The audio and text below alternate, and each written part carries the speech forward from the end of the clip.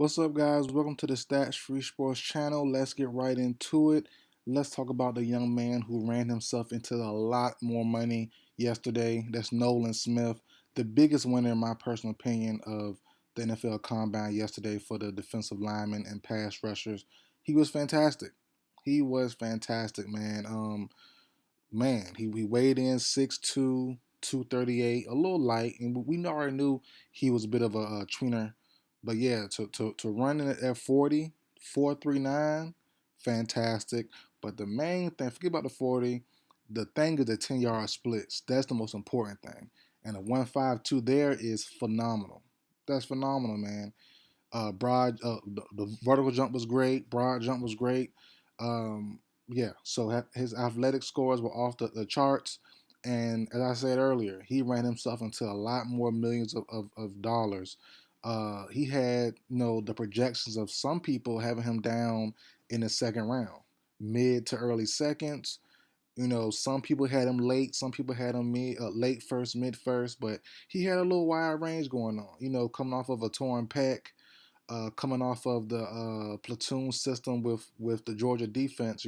They're super deep, so he didn't play a bunch of snaps. He didn't, get every snap in, get every rep in. He wasn't a pass rusher fully. He dropped back in coverage also, so he wasn't all the way there like some prospects are. But when it came to get some bread, he definitely did that with this combat performance, and that's what I mean, guys. When I did my talk about it last year, also this year with another guy, I did a video on the cornerback start today. I'm doing this video Friday. What's the date? The third. The cornerbacks are I think start 3 p.m. today. I'm doing this video like 9 in the morning. So, but I did a video, an individual video on a person I think who will dominate, same as Nolan Smith did, and that's I forgot his first name, but Brents from Kansas State, the cornerback Brents. He reminds me of Tariq Wooden from last year, big corner, blazing speed. I think he should dominate the broad jump, vert, everything. Same as Tariq Wooden did to get in the first round, second round, whatever, right? And that's how you just win some money. That's how you make more money. That's how you get teams to say, hey, let's go back and look at his tape. Because no player comes out perfect. Smith isn't perfect. He got things to work on. He's a smaller edge. You got to get some weight up on him. He's not able to generate speed to power. Really, the speed to power conversions kind of tough for him, honestly. He's unable to control and block shed quickly, in my opinion. But those are little things. Those things that you can work on, things that you can try to fix, things that are coachable. But the speed, the athleticism, that's not coachable.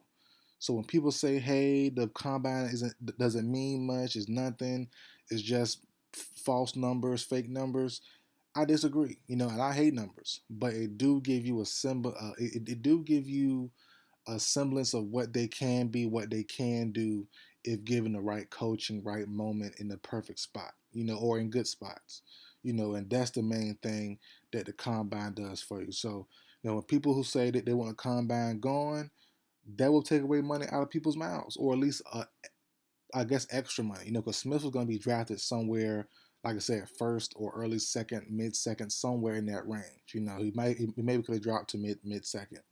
But now, for sure, Nolan Smith should be top 20 pick. Guarantee. Unless something else crazy comes out, or, something, a red flag injury or character wise pops up about Nolan Smith, he should come out fantastic. Even his not even on the field but off the field, his interviews I've read were great. So it's like, man, he's acing everything. The interview on field portion, everything from Nolan Smith looks fantastic. And some more guys that really stood out to me, honestly, was Lucas Van Ness, the edge out of Iowa, looked pretty good. I can't say his name. I stutter and I talk fast, so I'm not going to try his name. But the DN from Northwestern, I'm gonna call him AA, double A.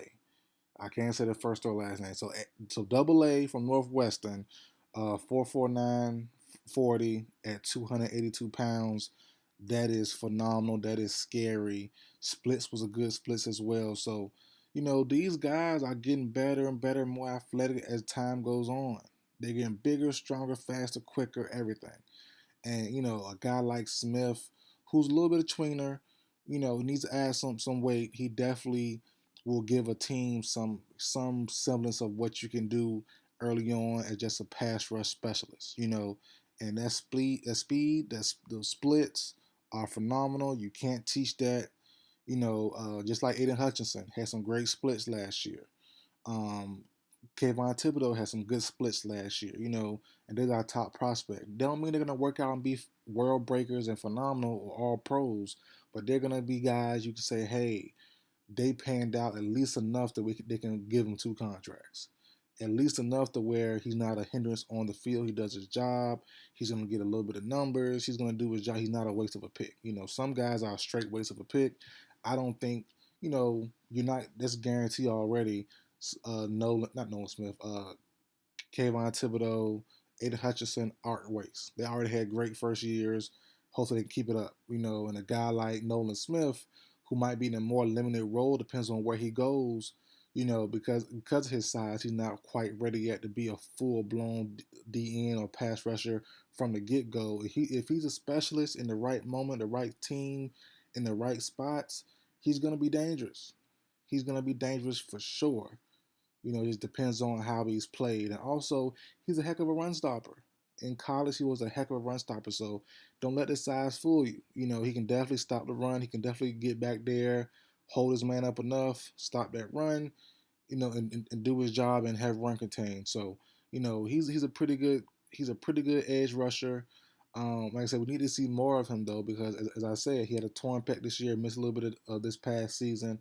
Also, with the platoon system and also with the Georgia scheme, he wasn't rushing all the time. He was sometime in coverage. He was sometime off the field. Because they were so deep. He didn't need to play every snap, every game. Well, not every snap of every game. So I can't wait to see where he goes. But as of right now, he's definitely moved up from an early second round pick to probably a top 15, top 20 stamp it. You can guarantee it. He was phenomenal. And like I said, that's how you run yourself into some bread. He ran himself into a whole nother tax bracket. So, and that's what's up, man. Congrats to him. I expect to see some good things from him. He need to add some weight though. Like I said, another 10, 15 pounds over the next couple years as it gets older will do him some justice. Will do him solid. Will be a little sturdy. Will be a little tougher to move with these big elite tackles.